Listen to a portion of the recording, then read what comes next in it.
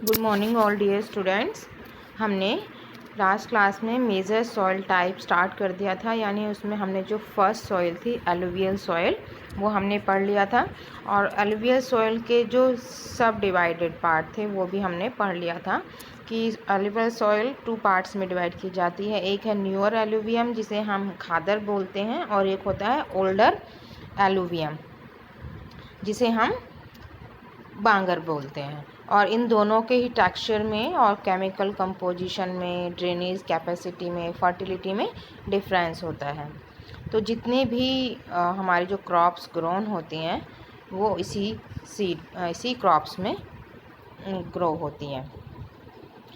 आज हम पढ़ेंगे ब्लैक सॉइल जिसे हम रैगर बोलते हैं, यानी जहाँ पर कहीं किसी के यहाँ पर अगर रैगर बोला जाता है इसका मतलब है कि वो काली मिट्टी है। Black soil are found mainly on the Deccan lava region covering large part of Maharashtra. Black soil कहाँ पर पाई जाती है? दक्कन का जो लावा क्षेत्र होता है, जिसका कौन सा पार्ट का, जैसे महाराष्ट्र का जो पार्ट है वहाँ पर ब्लैक सॉइल पाई जाती है। कुछ गुजरात के पार्ट में भी पाई जाती है, मध्य प्रदेश में भी और कर्नाटक में भी, यानी इनके थोड़े थोड़े पार्ट दिए हुए हैं।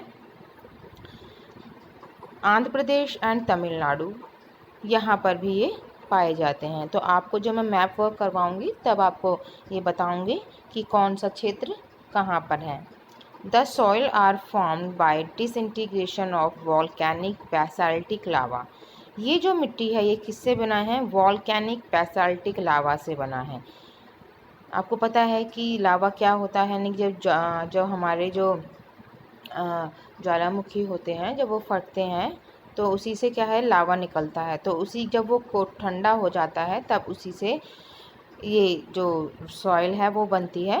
ठंडा होने पर क्या होता है कि वो रॉक्स का रूप ले लेते हैं, और फिर जब वही रॉक्स जब ब्रेक होते हैं बाय विंड या जब इनका सॉइल इरोजन होता है तो उसके थ्रू ही ब्लैक सॉइल का फॉर्मेशन होता है। इस मिट्टी का जो रंग है वो क्या है? काला है।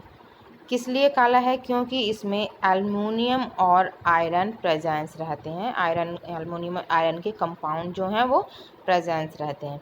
The soil is locally known as regur. अगर लोकल लोग हैं, अगर हम लोकल जनरल लैंग्वेज में बोलें तो उसको रेगर कहा जाता है। और विच एक्सटेंड रफली टू 64 मिलियन हेक्टेयर्स। और इसका जो एक्सटेंड है यानी विस्तार है वो 64 मिलियन हेक्टेयर तक है। It is generally clayey deep and has low permeability and impregnable, but its depth varies from place to place. Very clayey deep होती है, बहुत गहराई तक ये। और ये क्या होती है, जब जगह जगह पर जो इसकी डेप्थ है, जो गहराई है वो अलग अलग होती है। It is very thick and low lands but very thin on high lands. यानी जो लो लैंड्स होती है उस पर बहुत थिक होती है, लेकिन जहाँ पर हाई लैंड होती है वहाँ पर थिन होती है, यानी पतली लेयर होती है। मोस्ट इम्पोर्टेंट जो कैरेक्टरिस्टिक है इसमें, यानी जो विशेषता है वो क्या है? This soil is its ability to retain moisture every during the dry season. कि मॉइस्चर रिटेन, जब भी ड्राई सीजन होता है तो ये मॉइस्चर रिटेन करते हैं। The soil form wide cracks during summer due to moisture loss. यानी कि जब सूखे मौसम में ये मॉइस्चर ले लेती हैं तो इसमें, और जब समर में क्या होते हैं कि जब उनका मॉइस्चर ख़त्म हो जाता है तो इसमें क्या पड़ जाती हैं? क्रैक्स, यानी दरारें पड़ जाती हैं। And become sticky when saturated. और ये क्या है, बहुत स्टिकी सॉइल हो जाती है। Thus, the soil is aerated and oxidized to deep levels, with contributed to maintain its fertility. यानी इसमें क्या है, इस मिट्टी में क्या है कि ऑक्सीडाइज्ड होती है बहुत लेवल पर, इसलिए इसकी फर्टिलिटी बनी रहती है। This continue fertility is favourable in the area of low rainfall for cotton. यानी जहाँ पर रेनफॉल कम होती है वहाँ इसकी फर्टिलिटी बहुत, मतलब ऐसे एरिया में अपनी फर्टिलिटी को बनाए रखती हैं जो कि वहाँ के एरिया के लिए बहुत अच्छा होता है। और इस मिट्टी में कौन सी फसल उगाई जाती है? कॉटन, ठीक है, जिसे आप रुई बोलते हैं। Cotton cultivation even without irrigation. तो यहाँ इतना मॉइस्चर ये एब्जॉर्ब कर लेता है कि बिना सिंचाई के ही यहाँ खेती हो सकती है। Other than cotton this soil is favourable for the cultivation of crops. यानी कॉटन के अलावा उस सॉइल में क्या है कि ये शुगर केन के लिए भी अच्छी है, वीट यानी गेहूँ उगाने के लिए भी अच्छी है, अनियन और फ्रूट्स उगाने के लिए भी ये सॉइल बेटर है। नेक्स्ट है हम रेड सॉइल पढ़ेंगे। Red soil cover large part of peninsular upload in Tamil Nadu, Karnataka, Goa. Red soil कौन कौन सा पार्ट को कवर किए हुए हैं? तमिलनाडु, कर्नाटक, गोवा, साउथ ईस्ट, महाराष्ट्र, आंध्र प्रदेश, उड़ीसा, छोटा नागपुर का पठार एंड मेघालय प्लेट्यू। यहाँ पे किसी को अगर ब्लर लग रहा है तो मैं रीड कर रही हूँ, उसको आप समझ सकते हैं। ठीक है, मेघालय प्लेट्यू में ये सारे जो ये मिट्टी है वो पाई जाते हैं। नेक्स्ट है they enter the black soil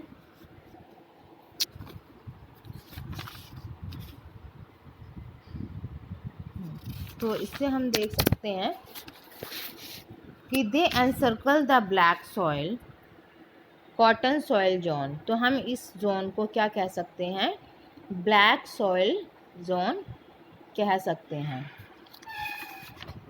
red soil को। They have developed on the crystalline rock line granite, है ना, गिनीज एंड कवर रफली 72 million hectare of the arable land.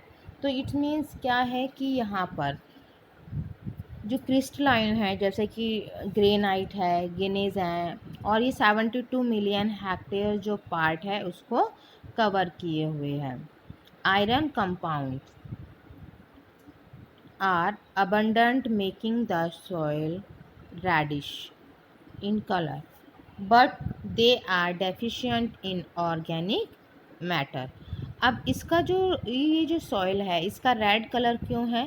क्योंकि इसमें बहुत सारे क्या पाया जाता है? आयरन कंपाउंड पाया जाता है। तो आयरन कंपाउंड के कारण ही इसमें इसका रेड कलर है, लेकिन इसमें ऑर्गेनिक मैटर की कमी होती है। और ये जो सॉइल है ये लेस फर्टाइल होती है, यानी कि ज़्यादा उपजाऊ नहीं होती है ये मिट्टी। And are not important agriculturally as the black and alluvial soil. जैसे कि ब्लैक और एलुवियल सॉइल इम्पोर्टेंट होती है एग्रीकल्चर के लिए, सॉइल इम्पोर्टेंट नहीं होती। But the productive capacity can be raise through irrigation and use of fertilizers. This soil is suitable for rice, millet, maize, groundnut, tobacco and fruits. लेकिन ये जो मिट्टी है लाल मिट्टी, ये किसके लिए सूटेबल है? राइस यानी चावल के लिए, है ना, मेज़, मक्का, बाजरा, ग्राउंडनट्स और जो टोबैको तम्बाकू की खेती है उसके लिए बहुत इजी रहते हैं, बहुत ज़्यादा ही सूटेबल होती है ये वाली सॉइल। नेक्स्ट हम लेटराइट सॉइल पढ़ेंगे। Laterite soil are commonly found in area high altitude and heavy rainfall in Karnataka। ये जो मिट्टी है लेटराइट मिट्टी, ये कहाँ पाई जाती है जहाँ पर कर्नाटक में हैवी रेनफॉल होते हैं वहाँ पर, तमिलनाडु में, मध्य प्रदेश में, झारखंड में, उड़ीसा में, असम में, मेघालय में। और इसने 13 मिलियन हेक्टेयर एरिया कवर किया हुआ है। They generally form under hot and humid climate condition। अब ये क्या है, क्या फॉर्म करती है? हॉट एंड ह्यूमिड क्लाइमेट चाहिए ये सॉइल जो है। Laterite soil are particularly found on high flat erosion surface in area of high and seasonal rainfall. अब ये जो लैटरेटिक सॉइल होती हैं ये कहाँ पर? हाई फ्लैट इरोजन सरफेस पर पाई जाती हैं और ऐसे एरिया में जो हाई एंड सीजनल रेनफॉल होती है जहाँ पर। Loss of nutrition by accelerated leaching, यानी ये जो अपने न्यूट्रिशन को क्या करती हैं? खो देती है लीचिंग के कारण। लीचिंग जो है वो मेन कॉमन फीचर है विच रेंडर्स द सॉइल इनफर्टाइल, जो कि इस मिट्टी को अनफर्टाइल करके रखता है। The Pabbly crust is the most feature of laterite. Pabbly crust यानी कि पेबल्स, जो छोटे छोटे टुकड़े होते हैं वो इस मिट्टी में पाए जाते हैं। क्यों है? क्योंकि जो ये बनते हैं ये कब बनते हैं? Formation due to alteration of wet and dry periods, यानी जब सूखा है ना, और जब गीला सूखा का जब अल्टरेशन होता है तब उससे ये मिट्टी बनती है। As a result of weathering laterite become extremely hard. जब वेदरिंग के थ्रू ये क्या है, ये लैटराइट बहुत ज़्यादा हार्ड हो जाती है। Thus their characteristics include complete chemical decomposition of parents rock, यानी जो पेरेंट्स रॉक होते हैं, जैसे कि हमारे स्टार्टिंग में कौन सा रॉक होता है? इग्नियस रॉक होते हैं, तो उसके केमिकल डिकम्पोजिशन जो है इसका मेन कैरेक्टरिस्टिक है। कंप्लीट लीचिंग ऑफ सिलिका, जब लीचिंग होती है तो silica reddish brown colour given by the oxides of aluminium and iron and lack of humus. तो इस जब लीचिंग की जो प्रोसेस होता है तो इसमें जो ऑक्साइड मिलता है एल्युमिनियम से और आयरन से, तो इसमें ह्यूमस की कमी हो जाती है। इस मिट्टी में कौन कौन सी क्रॉप्स उगती है? Millets, sugar cane and lowland and tropical plantation, जैसे कि रबर, कॉफ़ी, टी। ठीक है, तो इस तरह से यानी कि जो ज़मीन पर जो उगती हैं मिलेट और शुगर केन, और ट्रॉपिकल प्लांटेशन जो होती है जैसे रबर, कॉफ़ी, है ना, जिसको कि हम रोपते हैं, जो बीजों से नहीं बोई जाती है उसको हम प्लांटेशन कहते हैं। तो आज की क्लास में हम इतना ही करेंगे, बाकी कल की क्लास में करेंगे। Goodbye everyone, thank you very much, stay home, stay safe.